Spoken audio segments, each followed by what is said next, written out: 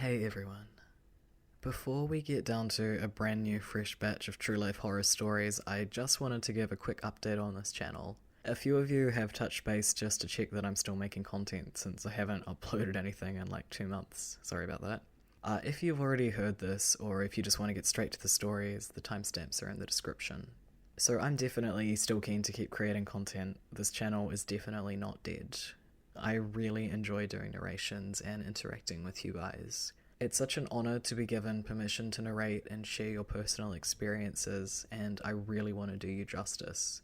Making really good videos with proper editing and effects takes a lot longer than I expected it would when I first started doing this.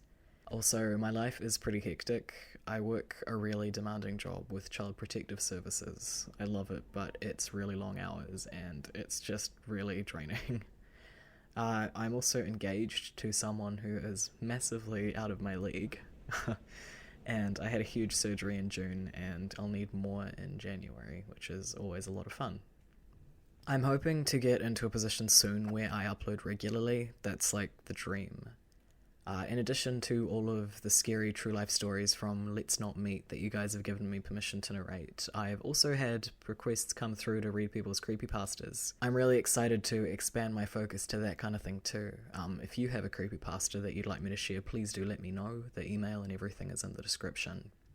I'm also looking at doing some mini docos on famous serial killers. I'm from New Zealand, if you couldn't tell, and there's a lot of weird shit that goes down here. So, with all that in mind, if you haven't already, I'd recommend subscribing, so that until I get to the point where I'm uploading all the time, you don't miss it when I rise back from the dead, or maybe out of the mausoleum. Get it? Because the channel is Mr. Yeah, okay, I'll shut up and give you what you're here for. Peace. This happened back when I was 16. I'm 22 now, and at the time I was working in a restaurant. It was a half-hour walk back to my house in a rural English county, and the street lamps go off at midnight. My family has never been the sympathetic sort, and when I finished work at 1:30 AM, I was told to walk home, which I did most nights, using a flashlight to see. That night, I was about 10 minutes walk away from home. There is a roundabout at which I would turn left. Right before the roundabout is an old, very sketchy car park where truck drivers would often park during the day and get a sandwich. At night, it's completely empty. There's also no sign or anything, just an empty dirt area that has a mobile food truck during the day. If you didn't know it, you wouldn't notice it. As I walked past the car park, a car from the road with no headlights pulled in. A man with a heavy accent, I don't know where from, rolled down the window and asked if I wanted a lift. I've taken lifts from strangers before, but as I was so close to home, I figured there was no point. When I said no, he stepped out of the car.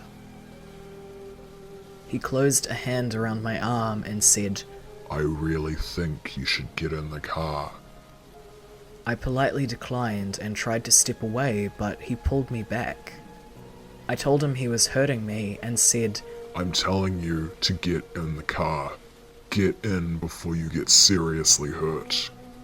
With that, I forcibly pulled my arm away, yanking with all my body weight, and took off on a run, turning immediately left. He got in his car and drove away, but after continuing straight on the roundabout, he suddenly stopped, did a 3-point turn, and turned into the road I had just gone down. I kept running, and I went down the steps of the local train station. It's so rural here that there's no inside area or even a person who sells tickets. There's only one machine that's broken more often than not.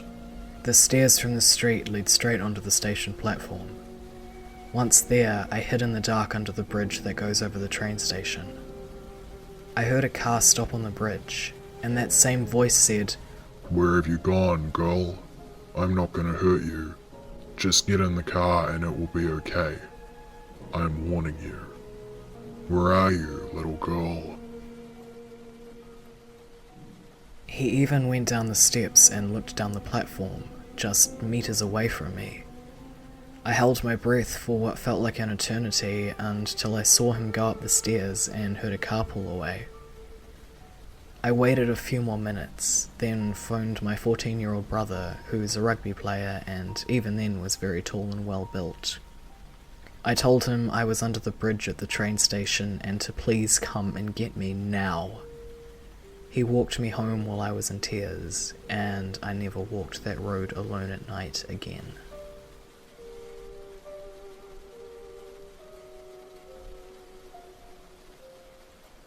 About 3 weeks ago, my boyfriend Percy and I got hungry and had no food at home, so we decided to stop by his old job, Hungry Homies. It's a small pizza shop that his best friend Alex still works at, and Alex was recently promoted to a manager position. Now, this Hungry Homies location is in a very bad part of town. This is where a lot of drug addicts, prostitutes and thugs live, walk around, etc. It's a generally bad part of our town, especially at night. It was late, around 9:30 PM when we got there. We parked our car right on the side of Hungry Homies, in between the back alley where the back door to the kitchen is and the front of the store where customers pick up their food. We decided to park right underneath the Hungry Homies sign, where there was a good amount of light shining on our car from the bright yellow sign. I've never been in the back of Hungry Homies, and being the shy little 17-year-old girl I am, I decided to just stay outside in the car while my boyfriend went inside to talk to Alex and his old co-workers, and get us food of course. I didn't know anyone inside anyway, the only person I knew was Alex. I figured it would be okay to stay in the car since I'm not in the complete darkness of the night. I stayed in our little Pontiac Grand Prix for maybe 20 minutes. It seemed like Percy was taking forever. I looked down at my phone to check the time and brushed it off. Besides, it was Friday night, I had no school in the morning. I kept playing on my phone to distract myself from the loud noises of speeding cars, motorcycles, and screaming outside. Screaming. I looked up and noticed across the street there was a skinny old Caucasian man on the ground. 2 bigger men were standing over him. A girl in skimpy clothing was talking to the 2 men. It looked like they had just beat him down. I wasn't worried about it since they were on the other side of the huge street. The 2 men walked around the corner of the small building and disappeared into the alley.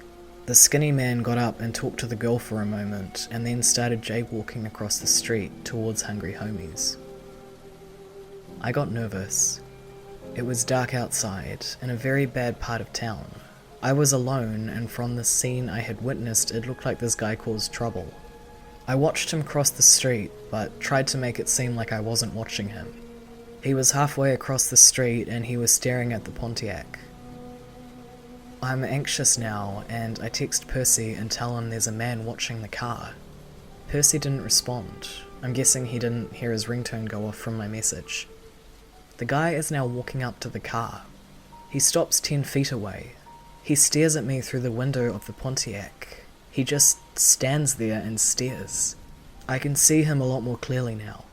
He is wearing an oversized t-shirt, ripped, dirty blue jeans. His face is dirty. He just stands there and stares at the car. I start to panic. I have now texted Percy 5 times and still no response. I make sure the car doors are locked and I call Percy. I'm about to have an anxiety attack. It rings for a while and he finally picks up. Hey baby, are you okay? There's a man outside watching me in the car. By now, the man has walked behind the car and walked about 20 feet away to where the lights from the Hungry Homies shop can't show him, only his shadowy figure. I'm shaking. My voice is trembling while I'm trying to keep my eye on this mystery man. He is standing in the dark 20 feet away so the light won't hit him, still watching the car. He then sits down on the ground with his legs crossed, still watching the car. Percy hangs up and comes flying out of the back door of Hungry Homies. He jogs up to the car, keeping his eye on this man the entire time. I unlock my door for him to open it and he tells me to come inside. I'm worried because I feel like this man is trying to break into our car. He must be waiting for us to leave or something, right? I tell Percy that I don't want to go outside. I'll stand outside the back door with the other hungry homies delivery drivers who were messing around with a handful of dough doing skateboarding tricks in the alley. Percy agrees, but he is going to stay out there with me.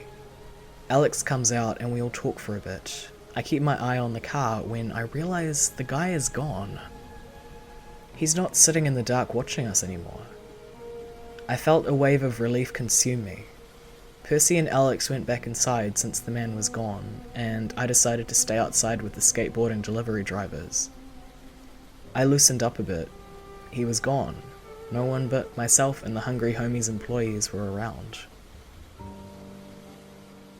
That is, until the man started walking back towards us again.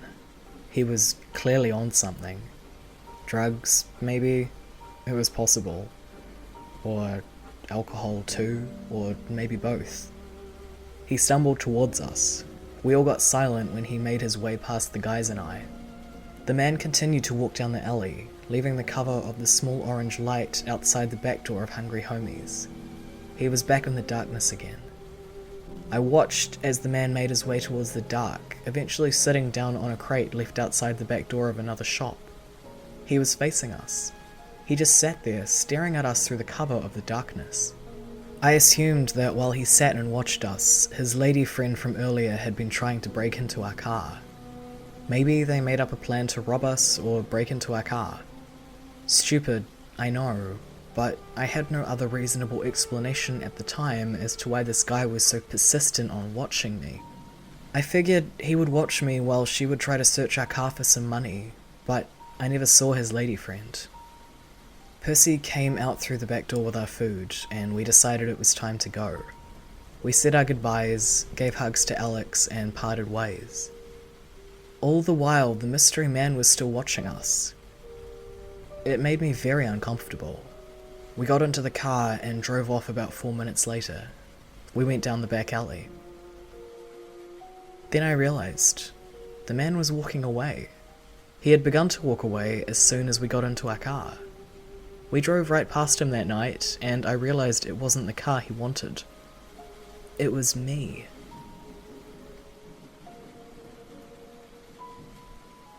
I was really shaken up as we drove away, to the point where it affected me all night long, and still does.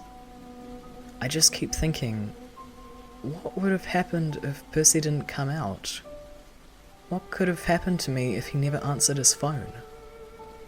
It was definitely nerve-wracking for me, so, mystery man, if you're out there reading this, let's not meet.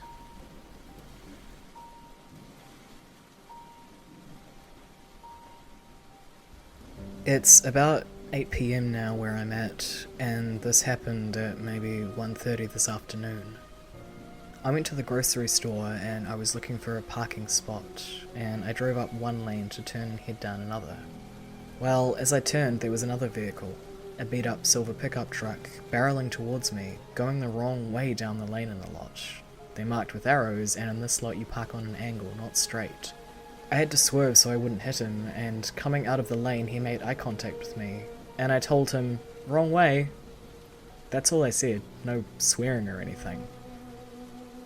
So I continued down that lane and found a spot to park. What I didn't realize, because I hadn't thought to check my rearview mirror, and I should have, the guy turned his truck around and had followed me, this time going the right way down that lane. So I parked, got out, and there he was, sitting in his truck behind my car. He asked me, Are you okay? I probably should have ignored him, but instead I just shrugged and said, "Yeah, why?" I barely got that little statement out before he fired back, "'Cause I just seen you snapping off in your car." and he made the blah blah blah motion with his hands. So he turned his truck around just to start shit in a very crowded parking lot. I stood my ground and told him very firmly, "Get away from me." He scoffed and was like, "Kh." What are you gonna do? Call the cops?